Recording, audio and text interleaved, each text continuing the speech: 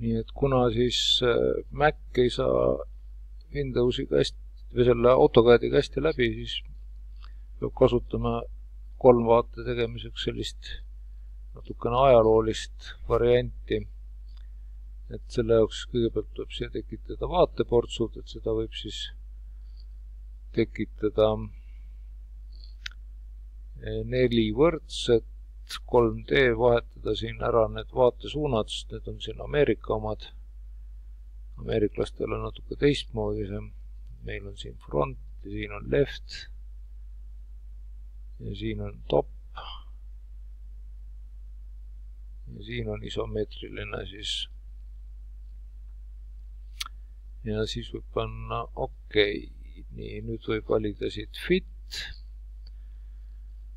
ja nihutada siis need asjad enam keset pilti ja sättida siis ka mõõtkava kohe paika, et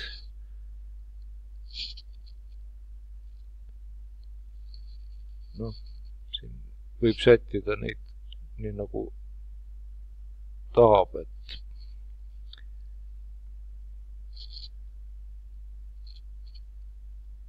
isomeetrial põhimõtteliselt ei pruugi panna mõõtkavas, ei pea olema mõõtkavas, et võib olla siis ka ilma mõõtkavata.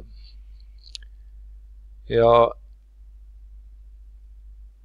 praegu siis tegelikult võin ma selle, ennem ma tegin natuke teistmoodi, aga tegelikult ma võin panna kinni siis kõik need jämejooned. Kõik jämejoone ei saa, siis mul läheb kirjanurk kaotsi. Aga kui ma kirjanurga jaoks teeks eraldi kihi, siis saaks panna. OK. Nii, aga ma saan tegelikult ka teha niisuguse tempu, et ma panen abijoonte kihi kinni, ta küll protesteerib, aga las ta protesteerib. Nii.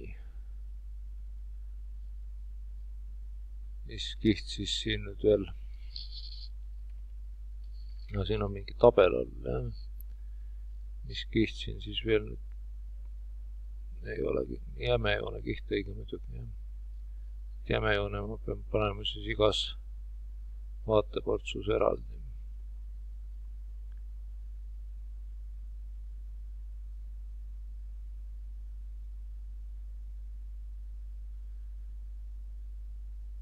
Nii. Ja vaateportsu sees tuleb siis üles otsida solvprofi käsk, et lihtsam on hakata seda lihtsalt trükkima, solvprof, valida tükid, vajutada enter ja siis veel 3 korda enter. No võib muidugi lugeda, mis ta siin küsib, aga midagi väga asjalikku ei küsi. Ja siis, kuna mul see riiul on mudelikihi peal, siis ma võin siis nüüd mudelikihi selles vaateportsus kinni panna, minna järgmisesse vaateportsu, jälle solvprof, valida siis need detailid, panna siis 3 korda enter ja panna siis jälle siin mudelikiht selles vaateportsus kinni. Nii, viimane solvprof, valida objektid, panna siis 3 korda enter ja siis panna mudeli kiht kinni. Et isomeetrias saab põhimõtteliselt seda sama teha, aga ei pea siis tegema.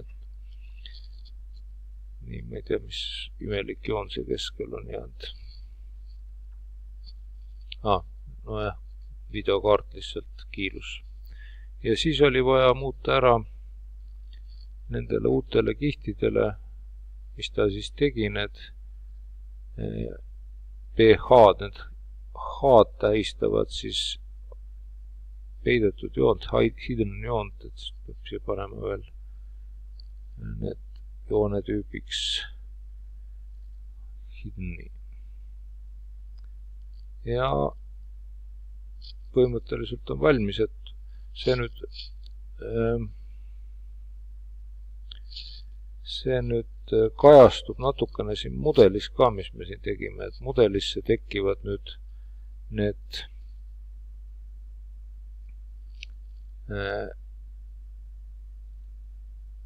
sellised kahemõõtmelised joonised nende samade kihtide peale, millest seal ennem jutt oli, eks, et pH-d ja et pealtvaatekiht siis näiteks siin jälle hidden on siin katkendjoon, eks.